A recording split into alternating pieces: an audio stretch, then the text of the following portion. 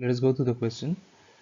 Prove the result that the velocity v of the translational of a rotating rolling body like a ring, disc, cylinder, or sphere at the bottom of an inclined plane of a height h is given by v square equals 2gh divided by 1 plus k square by r square using dynamical consideration, that is by consideration of forces and torques. Note K is the radius of gyration of the body about its symmetry axis, and capital R is the radius of the body. The body starts from rest at the top of the plane. Consider the given situation. This: the total energy when the object is at the top, that is potential energy, is mg. Energy when the object is at the bottom of the plane is represented by EB, which equals half I omega square plus half mv square.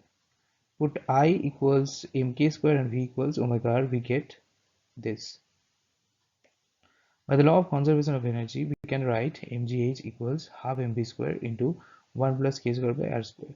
That is v equals 2gh divided by 1 plus k square by r square.